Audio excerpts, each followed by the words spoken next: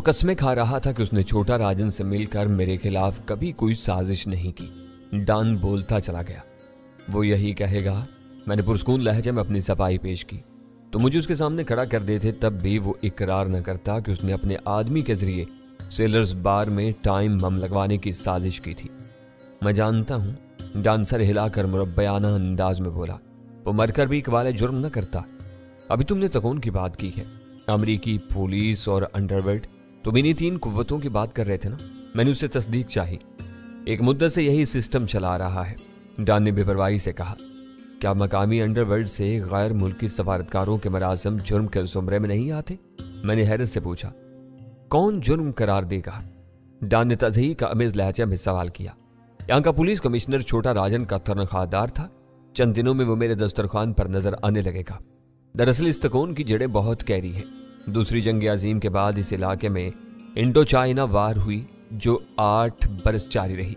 इस दौरान हमारा मुल्क कम्युनिस्टों के खिलाफ तैयार होने वाली मुहिम्मात का गढ़ था। फिर 54 में वियतनाम वार चल पड़ी जो 21 साल जारी रही। इस दौरान यहाँ हर दूसरा शख्स सफारती एजेंट हुआ करता था। सियासत, सफारत और जासूसी के निज़ाम चलाने के लिए हर फरीक अंडरवर्ल्ड में घुसने की कोशिश करता था। अमरीकियों ने खजाने के मुंह खोले हुए थे। इनके पास डॉलरों की बहुतात थी। इन्होंने पूरी अंडरवर्ल्ड को खरीद लिया। यहाँ के चोर, डाकू, कातिल और लुटेरे टोलियां बनाकर वियतनामी गुरीलों का सफाया करते थे। अगले दिन वो कारनामे बहादुर अमरीकी फौजियों से मंसूब करके सुनाए जाते थे। ये रीत इसी वक्त से चली आ रही है कि तकौन को हर हालत में मजबूत रखा जाए। आज गैरी इसी पॉलिसी के तहत ही आया था। राजन को गैरी ने पाल पोस कर कद्दावर बनाया। इसकी अतात समझ में आती है। तुम उसको पसंद नहीं करते, फिर भी उसके साथ मिलकर चलने के लिए मजबूर हो। आखिर ऐसा क्यों है? मैंने पूछा। मेरे लिए कोई मजबूरी नहीं है, उसने कदर तुर्शी से कहा। गैरी से मुझे कोई जाती पुरखाश नहीं है, लेकिन हर थाई बाशिंदा अमरीकियों से किसी न किसी हद तक नफरत करता है। वही नफरत मेरे खून में शामिल है। अगर मुझे सिस्टम के साथ जिंदा रहना है तो मुझे इनको बर्दाश्त करना होगा। अमरीकियों से नफरत अलग चीज है, सिस्टम में रहना एक बिल्कुल मुख्तलिफ बात है। सिस्टम के बागियों को तीनों फरीक ज्यादा दिन तक जीने नहीं देते। सिस्टम को चलाने वाले इसे जिंदा रखना जानते हैं। मेरी मिसाल तुम्हारे सामने है। मैं अपनी मर्जी से अचानक गोशा नशी हुआ। 2 साल तक मैदान से दूर रहा। कोई मेरे पास नहीं आया, मगर सिस्टम इस तरह चलता रहा। वो मेरी जगह छोटा राजन को ले आए। अब मैंने उसे हटाकर अपनी जगह दोबारा बना ली है तो कोई मुझ पर उंगली नहीं उठाएगा। इन्होंने अपने मोहरे को बचाने की हर मुमकिन कोशिश की। वो नहीं बच सका तो अब इनकी तरफ से जहन्नुम में जाए। वो सामने आने वाली नई कुव्वत से समझौता कर लेंगे। अमरीकियों के काम होते रहेंगे। पुलिस वालों को भारी नजराने मिलते रहेंगे। अमनो अमान के साथ मुझे अपने कामों की आज़ादी होगी। ये फलसफा बहुत अजीब है। तुम्हारी बातें भी उलझी हुई हैं। मैंने नेक नियति से अपने दिल की बात कह डाली। अगर मेरी अकल सही काम कर रही है तो अब तुम अमरीकियों से अपनी फितरी नफरत के बावजूद इनके मफाद के लिए काम करते रहोगे। सिर्फ इनके मफाद के लिए नहीं, मैं बाहिमी बल्कि सिस्टम के मफाद के लिए काम करूंगा। डॉन ने मजबूत लहजा में जवाब दिया। हम लोगों ने अमरीकियों से नफरत के बावजूद पिछली निस्फ सदी इनके साथ बहुत सब्र और सुकून से गुजारी है। मेरे ज़हन से गैरी से सामना होने का खौफ मिट चुका था। डॉन की बातों से वाज़ेह हो चुका था कि मेरी तरफ से इस वक्त तक उसकी नीयत में कोई खोट पैदा नहीं हुआ था। मैंने बेखौफ होकर कहा, सिस्टम का मफाद ये होगा कि अमरीकी तुम्हें तुम्हारे काम का भरपूर मुआवजा देते रहे ताकि तुम पुलिस वालों को भारी नजराने पहुंचाते रहो। अली होश में रहो। डॉन ने मुझे सख्त लहजे में डांटा। ये मवेशियों की मंडी जैसी खुली खरीदो फरोख्त नहीं होती। इसमें बहुत सी नज़ाकतें और मुआमला फहमियाँ होती हैं।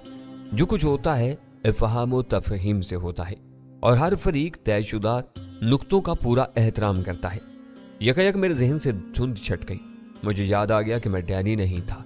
डॉन के सामने अली अहमद बना हुआ था जिसे अमरीकियों से कोई सरोकार नहीं था। वो राजन से बदला लेने के लिए बैंकॉक आया और अपना मकसद हासिल कर चुका था। डॉन, मैं मुआफ़ी चाहता हूँ, मैंने संभल कर मुआज़त खाना लहजा में कहा। शायद मैंने अपने मुद्दा के इज़हार के लिए भोंडे अल्फाज इस्तेमाल कर डाले। आइंदा मैं मोहतात रहूँगा। ये याद रखना कि गैरी की तरफ से अब मेरे दिल में कोई कदूरत नहीं रही। मेरे आदमी उसके साथ इज्जत और एहतराम से पेश आएंगे। डॉन, जब मैं तुम्हें मोती महल वाले वाक़यात सुना रहा था तो तुमने गैरी और अमरीकियों के लिए बहुत सख्त कलमात इस्तेमाल किए थे। कोशिश के बावजूद मैं अपने इस शिकवे को अपनी जुबान पर आने से नहीं रोक सका। मैं अब भी कहता हूँ कि अमरीकी बुरा वक्त आने पर अपने बाप को भी दगा दे जाते हैं। इन पर भरोसा नहीं किया जा सकता। डॉन ने अपनी कही हुई बात अल्फाज की हेर फेर के साथ दोहराते हुए कहा, लेकिन इनके बगैर गुजारा भी मुश्किल है। मैं इनसे मामलात तय करते हुए चारों खोट चौकस रहता हूँ। जब तक गैरी हमारे साथ कोई बदमाशी नहीं करता हमारा सलूक अच्छा रहेगा। क्या तुम्हारे सिस्टम में सिर्फ गैरी पूरे अमेरिका की नुमाइंदगी करता है? कमोबेश ऐसा ही है, डॉन बोला। आने जाने वाले उसी के मार्फत आते जाते हैं। वो यहाँ अमेरिका की तमाम एजेंसियों और महकमों की नुमाइंदगी करता है। हर काम उसके जरिए आता है। यही वजह है कि वो 6 बरस से यहाँ टिका हुआ है। डॉन के दमखम को देखते हुए मैंने राय कायम की थी कि वो अपनी सरजमीन पर अमरीकियों के लिए बदतरीन हरीफ साबित होगा। गैरी से एक मुलाकात के बाद उसने जो कलाबाजी खाई थी उससे मुझे सहनी सदमा हुआ था। उसने गैरी के लिए इज्जत और एहतराम का मुतालबा करके मेरी खुशफहमी दूर कर दी। मुझे शक हो रहा था कि गैरी वहां खाली हाथ नहीं आया। वो लोग अपनी दौलत के बल पर दुनिया की हर शय को खरीदने के फन में ताक थे। डॉन की बातों से जाहिर हो रहा था कि गैरी ने अपनी तरफ से खैर सगाली के इजहार के तौर पर कोई बड़ी रकम तोहफे के तौर पर डॉन के हवाले की थी। राजन का जवाल होते ही डॉन की लॉटरी निकल आई थी। इसके कारोबारी ठिकानों से चौफान के आदमियों ने 25 लाख भात के साथ नादर और कीमती अशिया लूट ली थी। गैरी ने आज खुद डॉन को इसका पहला भत्ता पहुंचा दिया था। आसार बता रहे थे कि आने वाले दिनों में डॉन को हाथ पैर हिलाए बगैर भारी रकमें मिलना शुरू हो जाएगी। मेरी नजरों में डॉन की जो इज्जत और साख बनी थी वो खत्म होती नजर आ रही थी। जब तक हम राजन के खिलाफ सब फरा थे डॉन का रवैया बहुत पुरवकार और दलेराना था, लेकिन कर्नल गैरी के सामने आते ही डॉन मुझे रायती सेल में रखा हुआ एक खिलौना नजर आने लगा जिसे अर्जा कीमत पर कोई भी खरीद सकता था। हम जब तक राजन के खिलाफ बरसे बेकार थे, सारी तवज्जो उसी पर मरकूज थी। मेरे और डॉन के मकसद में मुकम्मल हम आहंगी थी, लेकिन राजन की जिंदगी का चिराग गुल होते ही यह हकीकत वाजे हो गई कि मैंने अपना काम मुकम्मल कर लिया था, जबकि डॉन का नया खेल शुरू हो गया। राजन के साथ उसकी आवेज़ किसी आला असूल की खातिर नहीं थी, वो सिर्फ और सिर्फ दौलत और इक़्तिदार की लड़ाई थी। डॉन अपनी इख्तियारी गोशा नशीनी 2 साल से ज्यादा नहीं सह सका। इसके मुंह को मुफ्त की आमदनी का खून लगा हुआ था। अपनी जगह राजन को तेजी से फैलता फूलता हुआ देखकर इसके सीने पर सांप लौट रहा था। राजन को रास्ते से हटा देने के बाद उसे भी वही सब कुछ करना था जो राजन कर रहा था। डॉन के लिए वो नए काम नहीं थे। अपनी नोखेज बीवी के जूतेबाजी से पहले भी डॉन वो सब करता रहा था। नाम और काम सब पुराने थे, इसे इनकी तजदीद करना थी। ये डॉन की खुश नसीबी थी कि राजन के साथ उसे अपनी दस्तराज बीवी से हमेशा के लिए छुटकारा मिल गया। इस औरत के एक ट्रक के नीचे कुचले जाने से डॉन की पेचीदा नफ्सियाती गिरा खुल गई थी। रोज जमीन पर कोई ऐसा शख्स जिंदा नहीं रहा था जो इस पर हाथ उठा चुका हो। उसने नई उमंग और वलवले के साथ बैंकॉक की अंडरवर्ल्ड की अनान संभालने की तैयारी की तो उसका पहला मुलाकात ही कर्नल गैरी था, जो उसे अपनी अहमियत का एहसास दिलाकर लौट चुका था। मुझे अंदाजा हो गया कि मेरी और डॉन की मफाहमत सिर्फ राजन के खात्मे तक महदूद थी। हम दोनों अपने अपने मकासद के लिए इसकी बेखूनी करने के ख्वाह थे। इसके मारे जाने के बाद हमारी राहें जुदा बल्कि मुतजाद हो गई थी। डॉन अमेरिकी कैंप का सांप बना हुआ था, जबकि मेरी उनसे पुरानी ठनी हुई थी। माजी में होने वाली खून रेज महाजराइयों के पस मंजर में मेरे लिए सबसे अहम बात यह थी कि बैंकॉक में अमेरिकी एजेंट वीरा और सुल्तान शाह की तलाश में मसरूफ थे। इन दोनों ने अपने नाम और ठिकाने बदल कर अपने दुश्मनों से आर्जी तौर पर गुलखुलासी हासिल कर ली थी, लेकिन जब तक वो बैंकॉक में रुके रहने पर मजबूर थे, इस वक्त तक इन्हें अमेरिकी एजेंटों की तरफ से संगीन खतरात लाहक थे। तुमने अपनी कौमी नफरत के बावजूद अमेरिकियों के साथ रहना सीख लिया है। यह शायद मेरी बदकिस्मती है कि मेरी नफरत में इनसे मुफाहमत की कोई गुंजाइश नहीं है। इन्होंने हर आड़े वक्त में मेरी कौम को दगा देकर इस नफरत को हवा दी है। गुफ्तगू के रुख से फायदा उठाते हुए मैंने डॉन को अपने दिली जज्बात से आगाह कर दिया। तजर्बा उम्र से आता है। डॉन ने अपनी कनपट्टी के सफेद बालों को चुटकी में पकड़कर कहा, तुम मसलहत से ना आशल ना हो। ताकतवर दुश्मन से लड़कर तुम कभी नहीं जीत सकते। इससे मुनाफकाना दोस्ती सूदमंद रहती है। उम्मीद रहती है कि कभी उसकी पुश्त में खंजर भोंकने का मौका मिल जाएगा। डॉन, मैं अपनी साफ गोई की मुआफी चाहता हूँ। तुम्हारी बातें कुछ मुतजाद सी हैं। यह तुम्हारी समझ का फेर है। बात सीधी सी है कि मैं सांप पाल रहा हूँ। इसे दूध जरूर पिलाऊंगा, लेकिन हर वक्त होशियार रहूंगा। हमें इनको इज्जत देना होगी ताकि इन्हें हमारे दिलों के आनात का इल्म ना हो सके। वैसे भी तुम यहाँ चंद रोज के मेहमान हो, चले जाओगे। तुम्हारा गैरी या किसी और अमरीकी से वास्ता नहीं पड़ेगा। वो सिर्फ मुझसे राब्ता रखेगा। मैं यही चाहता हूँ। इनसे आप बातिन गोरों के सामने सर झुकाने में मैं जिल्लत महसूस करता हूँ। मेरे आदमी भी इन्हें सजदे नहीं करेंगे। डॉन के चटकने से मुझे महसूस हुआ कि मैंने एक बार फिर सख्त बात कह दी थी। इसकी बात जारी रही। आने वाले को इज्जत देना थाई रवायात और मुआशरत का एक लाजमी जुज़ है। हम इसकी पासदारी करेंगे और बस। मैंने सर झुकाकर खामोशी इख्तियार कर ली। तुम में 2 बड़ी कमजोरियां हैं अली। चंद सानियों के सकूत के बाद डॉन बोला, तुम जल्दबाज और जज्बाती हो। इन खामियों पर काबू पा लो तो तुम बहुत ऊपर जा सकते हो। मैं कोशिश करूंगा, मैंने खफीफ से मुस्कुराहट के साथ कहा। अब एक काम की बात भी हो जाए। इन अल्फाज पर मैंने डॉन की तरफ देखा तो वो चौफान की तरफ मुतवज्जा था। वो दोनों हाथ सीने पर बांध कर हमातन गोश हो गया। शहर में 2 आदमियों का कोई लगाना है, डॉन कह रहा था। एक गोरी और खूबसूरत औरत है, रीटा एफ हैरिसन, और दूसरा अकबर खान। पिछली शाम तक ये दोनों श्याम इंटरकॉन्टिनेंटल होटल में मुकीम थे। होटल छोड़कर गायब हो गए। दोनों के पास पाकिस्तानी पासपोर्ट है।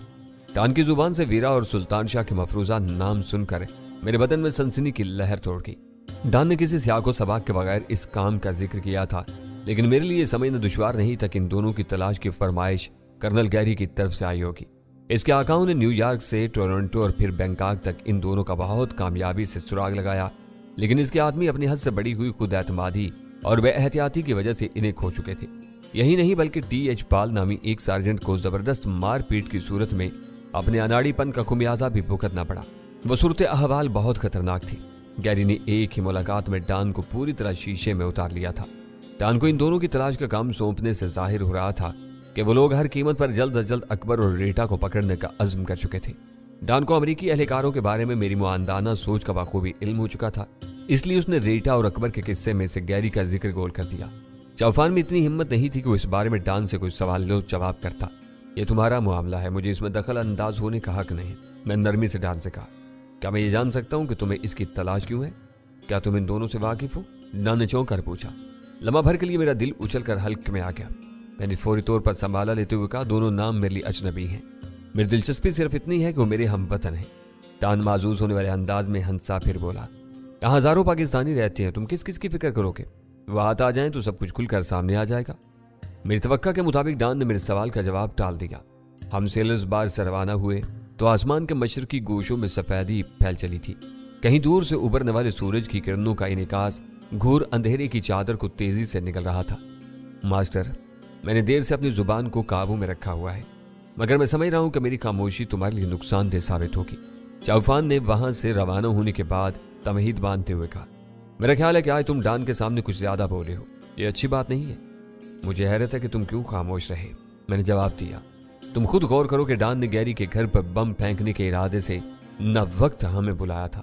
गैरी ने सेलर्स बार आकर न जाने डॉन के कान में क्या फूंका कि वो इसके गुन गाने लगा। मास्टर, तुम गलत समझ रहे हो। आदमी दूध देने वाली गाय की 2 लातें भी बर्दाश्त कर लेता है। गैरी से दोस्ती में डॉन का फायदा है। ग्रांट के अलावा कामों के भारी मुआवजे भी मिलते हैं। तुम यकीन करो कि किसी सच्चे थाई को इनसे मोहब्बत नहीं हो सकती, और डॉन पक्का थाई है। वो इसे झुकाना चाहता था। गैरी खुद झुक गया तो महाजराई की क्या जरूरत है? घर बैठे $1-2 लाख हर महीने मिलते रहे तो आदमी को बहुत कुछ नजरअंदाज करना पड़ता है। मैं यही समझ रहा हूँ। गैरी ने सबको खरीद लिया है, अब वो मनमानियां करता रहेगा। तुम उसे नहीं रोकोगे बल्कि गलत कामों में उसका साथ दोगे। ये बात तुम्हारी समझ में क्यों नहीं आ रही कि वो तुम लोगों की बहबूद के लिए चंदा नहीं देगा, तुम्हारे जरिए अपने नापाक अज़ाइम पूरे करेगा। तुम डॉन के फैसले नहीं बदल सकते। बेहतर यही होगा कि आइंदा तुम खामोश रहो। उसने बहस में पड़ने की बजाय अपना मशवरा पेश कर दिया। ये मानने वाली बात है, मैं पहले ही इस नतीजे पर पहुंच चुका हूं। मैंने भी मोहतात रवैया अपनाते हुए बात वहीं खत्म कर दी। चौफान मुझसे हमदर्दी जरूर जता रहा था, लेकिन वो थाली के बैंगन से ज्यादा खतरनाक था। डॉन उसे जरा भी पुचकारता तो वो जोशी अकीदत से मगलूब होकर मेरी कही हुई हर हल्की भारी बात उसके सामने उगल लेता। वो मुझे होटल के बाहर उतार कर अपनी राह लिया और मैं बोझल कदमों से अहाते में दाखिल हो गया। डॉन और गैरी का गठजोड़ हो जाने के बाद मुझे बैंकॉक में कयाम की मुद्दत भारी पड़ती नजर आ रही थी। रात की नींद डॉन ने बर्बाद कर दी। मैं देर से बेदार हुआ तो नाश्ते की फराहमी का वक्त गुजर चुका था। लंच का वक्त करीब था। मैंने ताज़ा दम होकर रूम सर्विस को खाने का आर्डर दिया और दोबारा बिस्तर पर नींद दराज हुआ तो गजाला ने बैंकॉक पोस्ट नामी अंग्रेजी अखबार की ताज़ा तरीन कापी मुझे थमा दी। वो मकामी रोजनामा था। इसकी जली सुर्खी डॉन राजन की लाश के बारे में थी। जब तक राजन जिंदा रहा सब उसकी बालादस्ती को तस्लीम करते रहे थे, लेकिन उसे बैंकॉक के डॉन का खिताब नहीं मिल सका। उसके मरते ही अखबार ने उसे ये एजाज अता कर दिया। खबर खासी तवील थी। इसमें सहाफियाना सनसनीखेजी से काम लेते हुए हकायक को खासे ड्रामाई अंदाज में बयान किया गया था। मेरे लिए इस खबर में कोई नई बात नहीं थी। मोती महल के जलते और सुलगते हुए मलबे से वो 3 लाशें रात के 12:30 बजे बरामद की जा सकी थी। आग के भयानक शोलों में जलकर तीनों लाशें कोयला हो गई थी। फिर भी इनकी बाकियात को शनाख्त कर लिया गया था। मौत के असबाब के बारे में गोलियों की कहानी बयान की गई थी। वह हर एतबार से एक सफाकाना इंतकामी कार्रवाई थी। राजन और उसके 2 साथियों को हलाक करने के बाद वहां आग लगाई गई थी। अखबार में किसी पर शुबा जाहिर नहीं किया गया था। बैंकॉक के पुलिस कमिश्नर और अमन व अमान से मुतालिक दूसरे इदारों के सरकर्दा अफसरों के रवायती बयानात भी पहले सफ़े की जीनत बनाए गए थे, जिनमें कातलों की गिरफ्तारी और इबरतनाक सजायाबी के अज़ाइम का इजहार किया गया था। मैंने वो खबरें शुरू से आखिर तक पढ़ डाली। इनमें कहीं भी डॉन बर्नार्ड के नाम का शायबा नहीं था। पिछले वाक़यात और बैंकॉक में भारतीय अंडरवर्ल्ड के 5 बड़ों की इज्तिमा के हवाले से सिर्फ ये कहा गया था कि डॉन राजन की मौत किसी बड़ी गैंग वार का शाखसाना मालूम होती थी। इसके बाद जिस जैली खबर ने मेरी तवज्जो हासिल की वो मिली राजन की मौत से ज़्यादा अहम थी। इस मुख्तसर सी कालमी खबर के मुताबिक श्याम अस्क्वायर के मसरूफ और बारोनक इलाके में मुश्ताइल नौजवानों की एक हजूम ने नामालूम वजह के बिना पर अमेरिकी फौज के एक अफसर को घेर कर बुरी तरह ज़दोकोब किया। पुलिस के पहुंचते ही हजूम मुंतशिर हो गया। खून में नहाए हुए सार्जेंट पाल को अस्पताल पहुंचाया गया। उसे शदीद अंदरूनी ज़रबात आई थी, जिस्म से काफ़ी खून ज़ाया हो चुका था। दोनों गुर्दे फट गए थे। डॉक्टरों की सरतोड़ कोशिशों के बावजूद वो जाँ पर ना हो सका। रात के 1 बजे उसने ऑपरेशन की मेज पर दम तोड़ दिया। पूरी जिद्दोजहद के बावजूद इस अलमनाक वाक़े का कोई ऐनी शाहिद सामने नहीं आया। पुलिस ये जानने से कासिर थी कि सार्जेंट पाल को किस वजह से ऐसे जालमाना तशद्दुद का निशाना बनाया गया। वो खबर पढ़ते ही मेरे जहन में गैरी की भाग दौड़ का मकसद वाज़ेह हो गया। सार्जेंट पाल अंदरूनी ज़रबात की ताब न लाकर चल बसा था। रीटा और अकबर होटल छोड़कर कहीं गायब हो चुके थे। पाल को इन दोनों की निगरानी पर मामूर करने वालों के लिए दोनों वाक़यात के बाहमी ताल्लुक को समझना मुश्किल नहीं था। अब नए एक आदमी खो देने के बाद इनके लिए गुमशुदा जोड़े को पकड़ना नागुज़ीर हो गया। इन्होंने फौरी तौर पर सारे दस्तयाब वसाइल इस्तेमाल करने का फैसला कर लिया। गहरी मसाहलत और मफाहमत के पैगाम के साथ वो काम भी लेकर डॉन बर्नार्ड के पास पहुंच गया। डॉन की जुबान से रीटा और अकबर की तलाश की हदायत सुनते हुए भी मुझे इस मामले की संगीनी का अंदाजा नहीं हो सका था। अखबारी इतला ने वो मुअम्मा हल कर दिया। गैरी को मुश्तबा जोड़े की नहीं बल्कि सार्जेंट पाल के कातलों की तलाश थी, जो उसे मुश्तिल हजूम के हवाले करके कहीं निकल गए थे। मैंने बेचैन होकर इसी वक्त मोबाइल फ़ोन पर वीरा का नंबर मिला लिया। मालूम होता है कि आज तुम्हारी सुबह देर से हुई। क्या मेरी आवाज़ सुनते ही वो फ़ोन पर चेक की। मेरा अंदाज़ा था कि तुम अखबार देखते ही फ़ोन करोगे। मेरी रात बुरी तरह बर्बाद हुई। सुबह 6 बजे के बाद बिस्तर नसीब हो सका। अभी सोकर उठा हूँ। सब कुछ निमट गया था, फिर तुम्हारी रात क्यों काली हुई? इन फजूल बातों को छोड़ो, तुमने आज के अखबारात देख लिए हैं। आजकल सबसे पहला काम यही करती हूँ। बराबर की चोट है। तुम्हारे साथ मेरे काम का जिक्र भी मौजूद है। यहाँ के लोग मेरी तवक्का से ज़्यादा जज्बाती निकले। इन्होंने मार मार कर उसका भरकस निकाल दिया। तुम दोनों को बहुत ज़्यादा एहतियात की ज़रूरत है। हर तरफ तलाश शुरू हो गई है। ये होना था। आंख में तिनका पड़ते ही मुझे अंदाज़ा हो गया था। किस तिनके की बात कर रही हो? मैंने उलझ कर पूछा। तिनका पड़ने के बाद ही मेरी बाईं आंख फड़की थी और वहीं से फतूर पैदा होता चला गया। ये बताओ कि तुमने अपनी जोजा को छोड़कर रात कहाँ गुजारी? बड़े आदमी ने बुला लिया था। कान खोल कर सुन लो कि वो तुम्हारे हम वतनों से मिल गया है। अब हमारा यहाँ से जल्द अज जल्द निकलना जरूरी हो गया है। फ़ोन पर बात करते हुए हम दोनों मोहतात थे। खुलकर किसी का नाम लेने के बजाय इशारों कनायों में अपना मुद्दा बयान कर रहे थे। मेरी तसल्ली के लिए इतना काफ़ी था कि वो शहर में पाई जाने वाली सूरत अहवाल से बेखबर नहीं थी। हालात ने इन दोनों को धकेल कर बैंकॉक पहुंचा दिया था, तो वो हर खतरे का मुकाबला करने के लिए तैयार थी। बड़ा आदमी रफ्ता रफ्ता तुम्हारी जान का रोग बनता जा रहा है। अब उससे अपना पीछा छुड़ाओ, वरना वो तुम्हें यहाँ से निकलने नहीं देगा। वो गलती से तुम्हें काम का आदमी समझने लगा है। कोशिश यही है, आगे देखो क्या होता है। मैंने उसके आखिरी फिक्रे को नज़रअंदाज कर दिया। अब सारा इन्हिसार जलाल पर है। पता नहीं वो कागजात कब भेजेगा। खुदा का खौफ करो, अभी बात तय किए हुए 24 घंटे भी पूरे नहीं हुए और तुमने शिकवा करना शुरू कर दिया।